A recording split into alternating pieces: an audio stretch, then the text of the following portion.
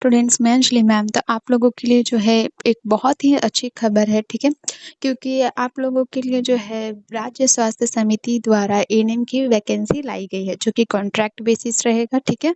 तो टोटल जो है 5006 पदों पर वैकेंसी आई है। तो देख लेते हैं कौन-कौन सी है, ठीक है? देखिए, तो आप लोगों को यहाँ पर दिख रहा होगा कि एएनएम एचएससी के पोस्ट के लिए जो है यूआर में 2231, ईडब्ल्यूएस में 420, एससी के लिए 609, एसटी के लिए 53, ईबीसी के लिए 603, बीसी के लिए 104 और डब्ल्यूबीसी के लिए 170। तो टोटल जो है एचएससी के पोस्ट के लिए कितना है? तो 4197, ठीक है? अगला है हमारा एएनएम आरबीएस के, ठीक है? एएनएम आरबीएस के, जिसमें कि यूआर के लिए 224, ईडब्ल्यूएस पे 51, एससी में 118, एसटी में 8, बीसी में 87, बीसी में जो है 0 और टोटल कितने और डब्ल्यूबीसी में 22 और टोटल कितने हैं? तो टोटल जो है 510, ठीक है? फिर एएनएम एनयूएचएम के पोस्ट के लिए जो है यूआर में 123, ईडब्ल्यूएस में जो है 25, एससी के लिए 48, एसटी के लिए 5, ईबीसी के लिए 70, बीसी के लिए 21 और डब्ल्यूबीसी के लिए जो है 299। डब्ल्यूबीसी क्या है? तो वुमेन बैकवर्ड क्लास, ठीक है? तो टोटल जो है इसमें कितना है? तो 299। तो टोटल कितने पदों पे वैकेंसी आई है? तो 5006, ठीक है? टोटल जो है 5006 पदों पर जो है वैकेंसी निकाली गई है। कॉन्ट्रैक्ट बेसिस कितने मंथ के लिए? तो 11 मंथ के लिए, ठीक है? 11 मंथ के लिए जो है ये वैकेंसी लाई गई है। इसके लिए क्या क्या क्वालिफिकेशन चाहिए? तो देखिए, क्वालिफ़िकेशन के लिए आप लोगों को एएनएम का डिप्लोमा का कोर्स का जो है सर्टिफिकेट होना चाहिए। 2 साल का जो एएनएम कोर्स होता है उसका जो प्रॉपर डिग्री मिलती है, कोर्स का सर्टिफिकेट होता है, तो वो होना चाहिए एक अच्छे रिकॉग्नाइज्ड इंस्टीट्यूट से, ठीक है? एएनएम ट्रेनिंग इंस्टीट्यूट से। फिर दूसरा है कि आप लोगों का रजिस्ट्रेशन होना चाहिए बीएनआरसी से, ठीक है? बीएनआरसी का जो रजिस्ट्रेशन होता है वो ज़रूरी है, वो मैंडेटरी है, वो होना ही चाहिए, ठीक? तो ये 2 चीज़ें जो हैं एजुकेशनल क्वालिफ़िकेशन ये होना चाहिए। अब बात कर लेते हैं कि एज लिमिट, ठीक है? कौन कौन से लोग जो हैं इसमें भर सकते हैं। तो देखिए, एज लिमिट जो है आप लोगों का जो भी आयु सीमा है, शैक्षणिक योग्यता है और कार्यानुभव आदि है, ये सब का कट ऑफ डेट क्या है? तो 1/8/25 से जो है इसकी गणना की जाएगी। इस यहाँ से अगर आपका जो भी इसका मतलब आयु सीमा बोल रहा है या शैक्षणिक योग्यता बोल रहा है, अगर 1/8/25 तक का आपका है तो आप जो है इस फॉर्म को फिल कर सकते हैं, ठीक है? बात कर लेते हैं कि मिनिमम एज लिमिट क्या है, ठीक है? तो देखिए, मिनिमम जिनका 21 साल है वो फॉर्म को भर सकते हैं। 21 साल से कम वाले जो है फॉर्म को नहीं फिल करेंगे। 21 साल जिनका भी 1/8/25 से जो है 21 साल है तो वो लोग भर सकते हैं, ठीक है? मिनिमम एज बात कर लिया। अब जो है अब बात कर लेते हैं मैक्सिमम एज कितना होना चाहिए। तो देखिए, ये जो है कास्ट के अकॉर्डिंग पे है और जो कैटेगरी है उसके अकॉर्डिंग पे है। तो देखिए, ईडब्ल्यूएस के लिए जो है 40 वर्ष, ठीक है? 40 साल तक अगर आपका एज है 1/8/25 तक में तो आप जो है फॉर्म को फिल कर सकते हैं।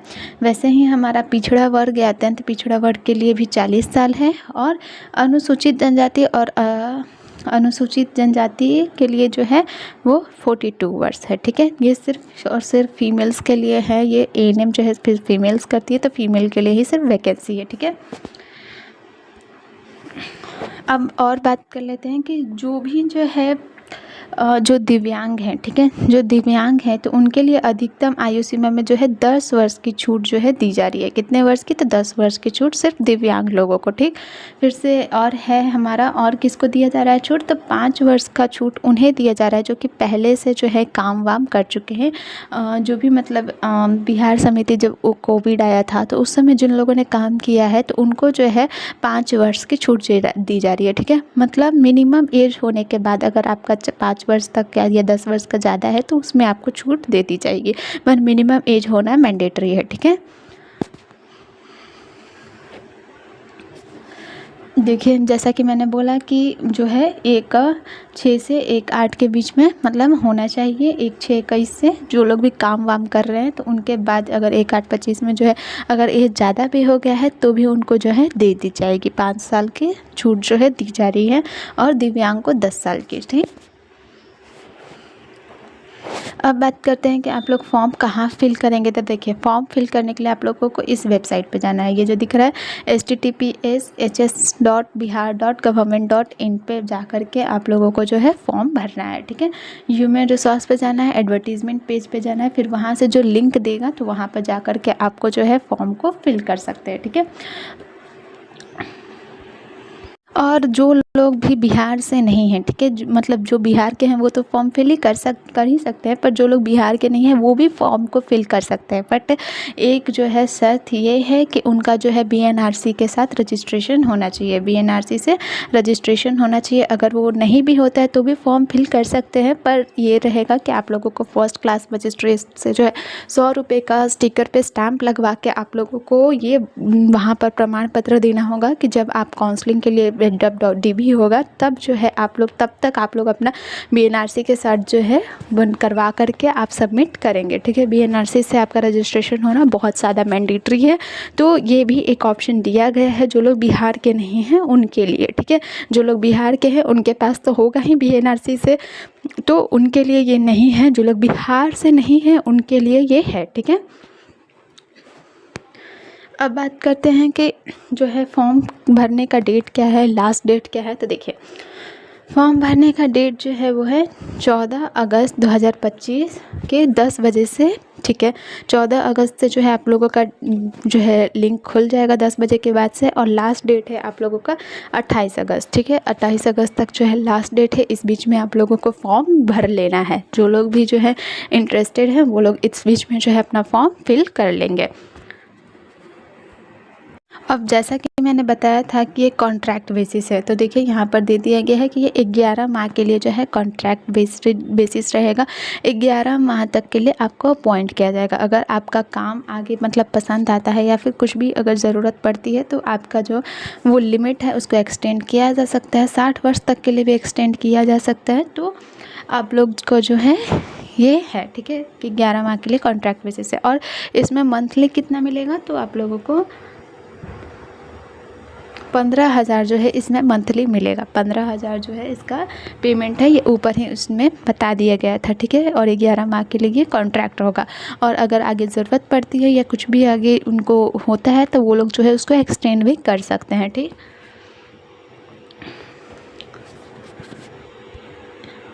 अब है कि इसमें जो है ये साफ साफ बता दिया गया है कि ये संविदा के आधार पर, मतलब ये कॉन्ट्रैक्ट के आधार पर आप जो है सरकारी सेवक नहीं माने जाएंगे। अगर आपका मतलब हो जाता है जॉब तो भी आप सरकारी सेवक नहीं माने जाएंगे, और सरकारी सेवक का किसी भी तरह का जो भी फैसिलिटीज़ होंगे उसको भी आप लाभ नहीं ले पाएंगे, क्योंकि आप एक सरकारी नहीं है, ठीक है। आप कॉन्ट्रैक्ट बेसिस पे हैं, आपको यहाँ पर साफ साफ बता दिया गया है।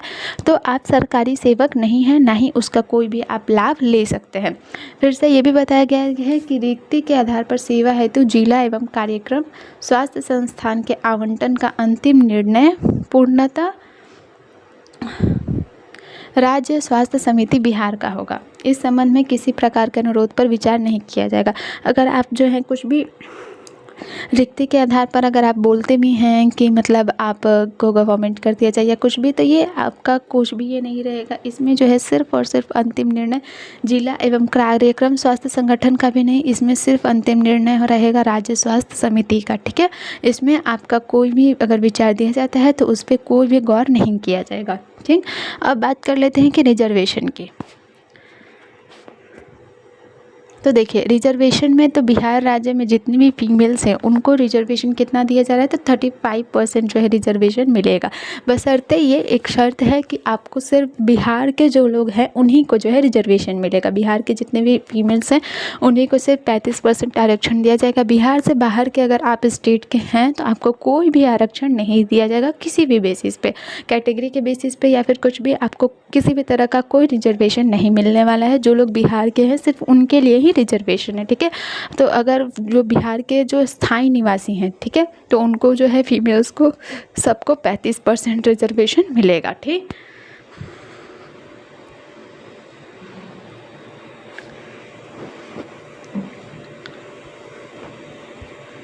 और यहाँ पर ये भी साफ साफ बोला गया है कि ऑनलाइन आवेदन पत्र में अगर इंगित जो कॉलम होगा उसमें अगर आप आरक्षण का दावा नहीं करते हैं तो भी आपको आरक्षण नहीं मिलेगा। तो दावा करना ज़रूरी है, सिर्फ इससे ही नहीं कि बिहार के राज्य के निवासी हैं, हमने अपना डेमोसाइल लगा दिया तो हमें मिलेगा, ऐसा बिल्कुल भी नहीं होने वाला है। आपको रिजर्वेशन के कॉलम में जो है यस पे करना है तो ही आपको रिजर्वेशन मिलेगा। अगर आप नो कर देते हैं तो भी आपको रिजर्वेशन नहीं मिलेगा। ठीक, फिर है कि आरक्षित कोटि के अभ्यर्थी अपनी जाति के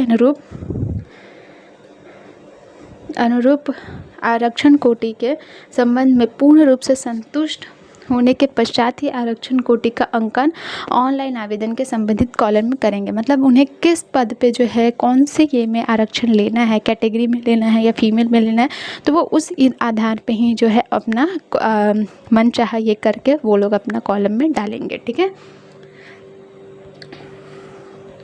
अब देखिए ऑनलाइन आवेदन भरते समय किनको किनको मिलेगा। तो देखिए अनुसूचित जनजाति या फिर अगर अनुसूचित जनजाति हैं तो उनको क्या क्या देना पड़ेगा। तो देखिए अगर उन्हें आरक्षण का लाभ लेना है तो उन्हें अपना स्थायी निवास और जाति प्रमाण पत्र, ये दोनों चीज़ें जो है डालनी है। जैसा कि मैंने बोला अस्थायी निवास क्यों, क्योंकि सिर्फ बिहार के लोगों को मिलेगा, बाकी अदर स्टेट के लोगों भर तो सकते हैं बट उन्हें किसी भी तरह का रिजर्वेशन नहीं मिलने वाला। तो ये चीज़ें जो हैं अनुसूचित जनजाति और अनुसूचित जनजाति के लिए है। ठीक, फिर से जो लोग पिछड़ा वर्ग या फिर अत्यंत पिछड़ा वर्ग है तो उनको क्या क्या देना पड़ेगा। तो अस्थायी निवास देना पड़ेगा और क्रीमी लेयर रहित प्रमाण पत्र, क्योंकि यहाँ पर सिर्फ जाति प्रमाण पत्र देने से कुछ नहीं होगा, आपको क्रीमी लेयर रहित प्रमाण पत्र होना चाहिए। और जो डेट है 1/8 जो बना होगा उससे सिर्फ और सिर्फ 1 साल तक का वैलिडिटी रहता है। तो आप जो भी देंगे वो 1 साल के वैलिडेशन के अंदर में ही होना चाहिए। अगर 1 साल से ज़्यादा पुराना है तो वो जो है ये नहीं लिया जाएगा। ठीक है, वो आपका जो है डिस्क्वालीफाई कर दिया जाएगा। तो अगर नहीं भी है तो आप लोग जल्द से जल्द बनवा लेंगे। फिर जो लोग भी EWS के लिए दावा करेंगे, ठीक है, जो लोग भी EWS के लिए दावा करेंगे तो उनके लिए क्या क्या है। तो उनके लिए जो है अस्थायी निवास, ठीक है, वो देना है। फिर से आय और परिसंपत्ति प्रमाण पत्र, ठीक है, क्या डेट होना चाहिए। तो 26/2/2019, ठीक है, 26/2/2019 प्रपत्र 1 में होना चाहिए। ठीक, तो वही मैंडेटरी होगा। अब एक और चीज़ इसमें ध्यान देंगे कि जो लोग भी जो है आरक्षण का दावा करेंगे तो उनका जो आरक्षण का दावा होगा वो अगर विवाहित, मान लीजिए विवाहित कोई अभ्यर्थी है तो भी जो जाति या क्रीमी लेयर रहित प्रमाण पत्र होगा वो किसके नाम से बनेगा। तो वो पिता के नाम से बनेगा, पिता के नाम से, और अस्थायी पता से जो है निर्गत होना चाहिए, ना कि जो है अपने पति के नाम से। ठीक है, तो अगर महिला विवाहित भी है तो भी जो है पिता के नाम से होना चाहिए और अस्थायी पता से निर्गत होना चाहिए, पति के नाम से नहीं होना चाहिए। ठीक है, अब यहाँ पर भी ध्यान देंगे कि जो विवाहित महिला के पक्ष में आय एवं परिसंपत्ति प्रमाण पत्र अभ्यर्थियों के पति के साथ रहने की स्थिति में उनके पति के स्थायी निवास से निर्गत होगा। ठीक है, कहाँ से होगा। तो पति के स्थायी निवास से। आय जो है पति के ये से, अगर वो पति के साथ रह रही है तो पति के स्थान से ही जो है वो निर्गत होगा, ना कि पिता के। परंतु इस विवाहित महिला का अपने पिता के स्थायी निवास के आधार पर निर्गत आवास प्रमाण पत्र प्रस्तुत करना आवश्यक होगा। यानी कि जो आय है वो तो क्या पति के ये से हो जाएगा, पर जो आपका निवास प्रमाण पत्र होगा वो पिता के ये से होना चाहिए। ठीक है, ये पति पिता मतलब बहुत ज़्यादा कंफ्यूजिंग है बट यही है। ठीक है, जिससे कि यह स्पष्ट हो जाए कि जो विवेचित विवाहित महिला है वो बिहार की ही निवासी है, ना कि कहीं और की। तो इसीलिए जो है पति का ना लेकर के पिता का लिया जा रहा है। ठीक, अब यहाँ पर मैंने बता दिया कि जाति प्रमाण पत्र के आधार पर ही सिर्फ नहीं बल्कि क्रिमिनल रहित प्रमाण पत्र भी ज़रूरी है अगर आरक्षण का लाभ लेना है तो। ठीक है, सिर्फ जाति प्रमाण पत्र से कुछ नहीं होगा, क्रिमिनल रहित प्रमाण पत्र भी ज़रूरी है।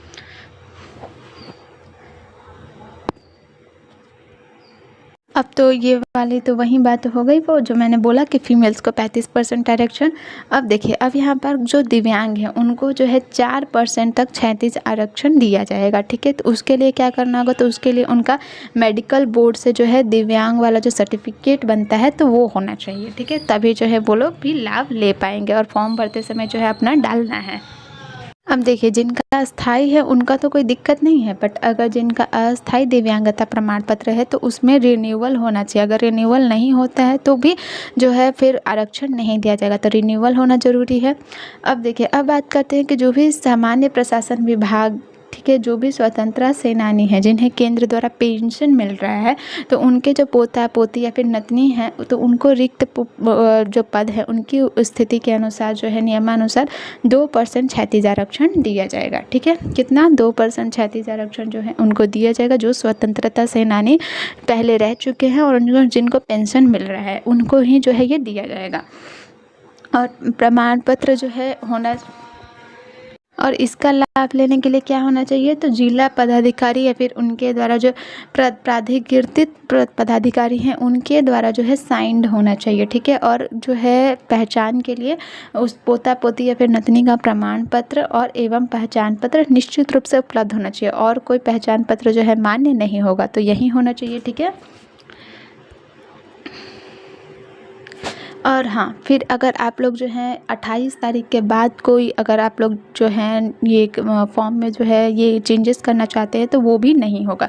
तो जो भी बदलाव है आप लोगों को, अगर फॉर्म भर रहे हैं तो 28 तारीख तक के अंदर जो भी आपको चेंजेस करना है कर लेना है, 28 तारीख के बाद नहीं होगा। ठीक,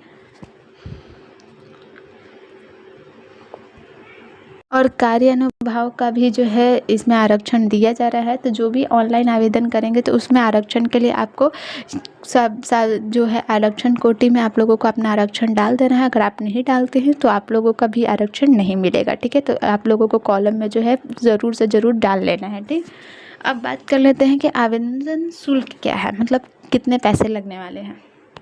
तो देखिए, जो जनरल कास्ट है, ठीक है, जनरल कास्ट हो गया, पिछड़ा वर्ग हो गया, अत्यंत पिछड़ा वर्ग हो गया, और आर्थिक रूप से कमज़ोर वर्ग के हैं तो उनका जो है फ़ी लगेगा 500। एप्लीकेशन फ़ी कितना है? तो 500।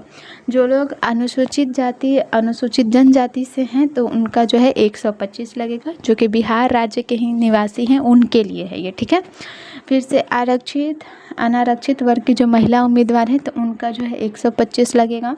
फिर राज्य के बाहर के उम्मीदवार जो कि बिहार के हैं, बिहार के नहीं हैं, ठीक है, और चाहे वो किसी भी कास्ट से है, किसी भी कैटेगरी से है, तो उनका फ़ी कितना है? तो 500 ही लगेगा, उसमें कुछ भी ये नहीं है। फिर जो दिव्यांग अभ्यर्थी हैं 40% अथवा उससे अधिक, तो उनके लिए जो है कितना? तो 125 लगेगा। ठीक है, जो दिव्यांग 40% से ज़्यादा हैं उनके लिए। ठीक है, तो ये जो है हमारा हो गया एप्लीकेशन फ़ी कितना लग रहा है। अब बात कर लेते हैं कि जो एग्ज़ाम होगा वो कैसा होगा। तो देखिए, एग्ज़ाम जो है चयन का जो भी आधार है वो होगा CBT टेस्ट। ठीक है, कंप्यूटर बेस्ड टेस्ट होगा। टोटल कितने मार्क्स का? तो 80 मार्क्स का। 80 मार्क्स का जो है क्वेश्चन आएगा आपका CBT टेस्ट में, और बाकी का जो है 20 मार्क्स आपको किस पे दिया जाएगा? तो देखिए, तो जो CBT आएगा, ठीक है, CBT टेस्ट जो है टोटल 80 मार्क्स का होगा। तो आप लोगों को उसमें नंबर कैसे दिया जाएगा? तो देखिए, जो भी मान लीजिए आपका नंबर आता है, ठीक है, मान लीजिए आपका जो है 50% तक अंक आया, तो उसको फिर 0.8 से गुना किया जाएगा। फिर उसके बाद जो है आपका मेरिट निकाला जाएगा कि आपको कितने मार्क्स मिले। ठीक, फिर से अब हमारा जो है 20 अंक दिया जाएगा उन लोगों को जो लोग पहले से ANM के पद पे काम कर चुके हैं, जैसे कि कोविड-19 के समय या फिर किसी भी ये में, तो वो लोग ANM पद पे टेम्पोरेरी रूप से अगर उनको नियुक्त किया गया था, उनके पास एक्सपीरियंस है, तो उस आधार पर उन्हें 20 मार्क्स दिए जाएंगे। तो टोटल कितने मार्क्स हो गए? तो 100 मार्क्स। ठीक है, जो प्रतियोगिता परीक्षा का जो प्रश्न होगा वो हिंदी और इंग्लिश दोनों भाषा में होगा, और कुल 60 अंकों का होगा। कितने अंकों का? तो टोटल 60 अंक का होगा, जिसमें कि टोटल कैसे क्वेश्चंस रहेंगे? तो ऑब्जेक्टिव टाइप क्वेश्चंस रहेंगे 60। ठीक है, और ये हर प्रत्येक प्रश्न का अगर सही उत्तर आप देते हैं तो 1 नंबर। ठीक है, 1 नंबर तक का एक क्वेश्चन रहेगा। परीक्षा में कोई भी नेगेटिव मार्किंग लागू नहीं है। ठीक है, तो ये एक प्लस पॉइंट है कि इसमें नेगेटिव मार्किंग नहीं है। फिर जो परीक्षा का पाठ्यक्रम है, ठीक है, अधिकृत वेबसाइट पर अलग से आप लोगों का प्रकाशित कर दिया जाएगा कि कब एग्ज़ाम होगा कब नहीं, तो वो अभी नहीं आया है, उसके लिए अलग से नोटिस आ जाएगा। तो परीक्षा का जो अवधि होगा वो 2 घंटे का होगा, और जिस हिसाब से लोग फॉर्म भरेंगे उस हिसाब से अगर ज़्यादा लोग होते हैं तो फिर अलग अलग शिफ्ट में एग्ज़ाम लिए जाएंगे। अभी शिफ्ट का भी कुछ नहीं बताया गया है, सिर्फ ये बताया गया कि 2 घंटे का एग्ज़ाम होगा। ठीक, फिर से अगर जो लोग भी CBT टेस्ट में पास होंगे तो उनको जो है अधिकतम 1:2.5 के 2.5 के ये में जो है उनको प्रमाण पत्र के सत्यापन हेतु जो है बुलाया जाएगा। ठीक है, अब बात कर लेते हैं कि अगर किन्हीं का जो है मेधा सूची में टाई हो जाता है, सेम नंबर आता है, तो फिर क्या होगा, तो फिर जो है उनका जो मेरिट लिस्ट बनेगा वो बनेगा जन्म तिथि के आधार पर। जिसका जन्म तिथि जो है सबसे पहले होगा तो उसका जो है पहले रैंक रखा जाएगा। ठीक है, पहले रखा जाएगा। अगर जो है टाई आता है, सेम नंबर आते हैं तो ये चीज़ होगा। ठीक है, अब बात कर लेते हैं कि डॉक्यूमेंट वेरिफिकेशन के समय क्या क्या लगेगा। तो देखिए, अगर आपका जो है मेरिट में नाम आता है, ठीक, अगर आपका मेरिट में नाम आता है तो आपको क्या क्या डॉक्यूमेंट्स लेके जो है काउंसलिंग में जाने हैं। तो जो भी आपने डॉक्यूमेंट्स लिए हैं उस दिए होंगे, जो भी इसमें कहा जाएगा, तो वो ओरिजिनल कॉपी और एक 2 कॉपी जो है लेके जाना होता है। ठीक है, अब बात कर लेते हैं क्या क्या लेके जाना पड़ेगा। तो देखिए, सबसे पहले है कि ऑनलाइन भरे गए आवेदन एवं CBT का प्रवेश पत्र की प्रति। ठीक है, जो एडमिट कार्ड आएगा, जो आप लोग फॉर्म फिल करेंगे तो उसका एक 2 कॉपी लेके जाना है। ठीक, फिर से हमारा है 2 पासपोर्ट आकार का रंगीन फ़ोटो। ठीक है, जो ऑनलाइन आवेदन में अपलोड किया जाएगा, तो वो जो 2 फ़ोटो आप लोग जो आप फ़ोटो अपलोड करेंगे तो उसकी 2 कॉपी आप लोगों को लेके जानी है। ठीक है, फिर है कि फ़ोटो युक्त पहचान पत्र, जैसे कि आधार हो गया, पैन कार्ड हो गया, ड्राइविंग लाइसेंस हो गया, तो वो लगेगा। फिर है कि proof of date of birth, यानी कि जन्म तिथि का प्रमाण पत्र, तो बर्थ सर्टिफिकेट आप लोग दे सकते हैं। ठीक है, तो उसका एक मूल प्रमाण पत्र भी आप लोग लेके जाएंगे और अंक पत्र भी। ठीक, फिर है जो भी आप लोगों का सभी शैक्षणिक योग्यता जो भी आप लोग देंगे कि मैट्रिक का, इंटर का, तो वो सब का जो है आपका प्रमाण पत्र एवं अंक पत्र, यानी कि प्रोविजनल और मार्कशीट दोनों लगेगा। फिर 10वीं से अंतिम योग्यता तक, मतलब 10th से जो है लगेगा, आप लोग जहाँ तक अभी तक पढ़े हैं वो जो आप लोग डालेंगे। फिर से आपका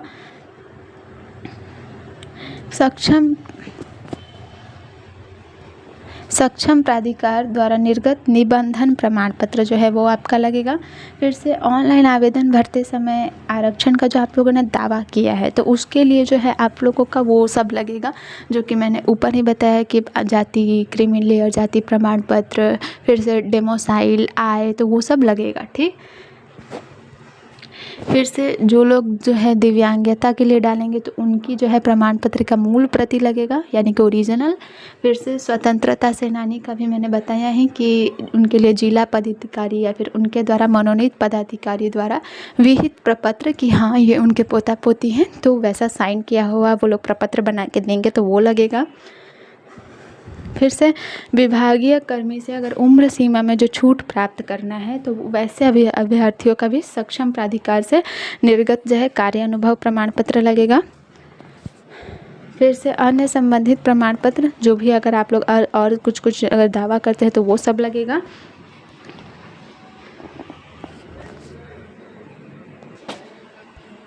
जो भी आप लोग अपना प्रमाण पत्र लेके जाएंगे, ठीक है, तो वो सब ऑनलाइन भी अपलोड होगा। अगर वो सेम ऑनलाइन अपलोड नहीं रहता और सेम आप लेके नहीं जाते हैं तो उस स्थिति में जो है आपका जो ये है उसको कैंसिल भी किया जा सकता है। तो ये सब भी आप लोग ध्यान में रखेंगे। तो मैंने डॉक्यूमेंट भी बता दिए और क्या क्या है, क्या क्या लेके जाना है, ये सब भी मैंने बता दिया।